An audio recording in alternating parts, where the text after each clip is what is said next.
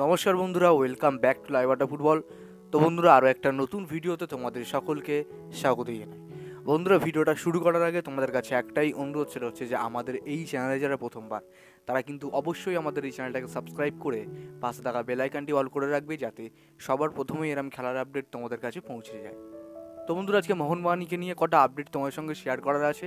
একটা বাউন্স আপডেটও আছে, সেটা কিন্তু তোমার সঙ্গে শেয়ার করব।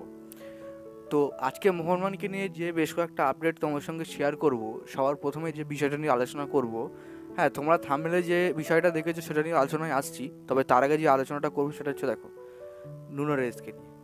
তো বন্ধুরা, নুনো রেইস তিনি মোহনবাগান দলে এখনও পর্যন্ত আছেন এবং মোহনবাগানের সমর্থকরা চাইছেন যে নুনো রেইস হয়তো একটা ম্যাচও খেলুক, বা একটা ম্যাচেও তাকে কি চান্স দেওয়া হবে না।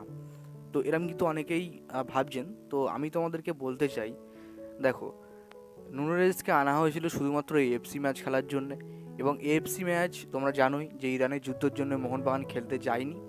এবং নুনো রেইস যখন তিনি মোহনবাগানে সই করেন, এবং আমরা সবাই জানি যে তিনি আইএসএলেও খেলবে, কিন্তু এটা কোনোভাবেই সম্ভব না, কারণ আইএসএলে অলরেডি কিন্তু বিদেশি যারা যারা আছে তারা কিন্তু অলরেডি কিন্তু রেজিস্টার্ড হয়ে আছে।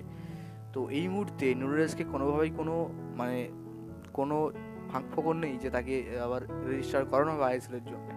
তো এটাই ব্যাপার আর কি। নুনো রেইস তিনি এফসি খেলার জন্য এসেছিলেন, এখন ম্যাচ তো খেলতে পারছে না, যার কারণে তিনি আবার দেশে ফিরে যাবেন। তো একটাই দুঃখের বিষয়, তিনি মোহনবাগানে আসলেন, ভারতে আসলেন, কিন্তু মোহনবাগানের জার্সি তার পড়া হলো না। তো এটাই একটা দুঃখের বিষয়, আর কিছু না।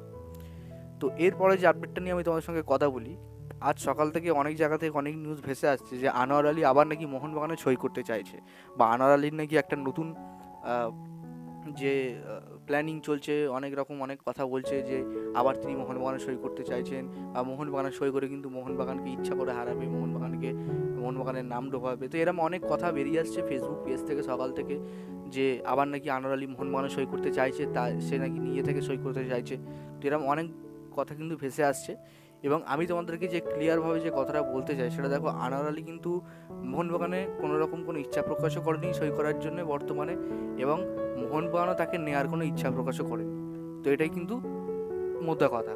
তো এবার তোমরা যেখান থেকে শুনেছো যে আবার মোহনবাগানে সই করতে চাইছিস তোমার আনোয়ার আলী, তো এটা কিন্তু সম্পূর্ণ ফেক খবর। মোহনবাগান আর আনোয়ার আলীকে নেবেও না, ঠিক আছে?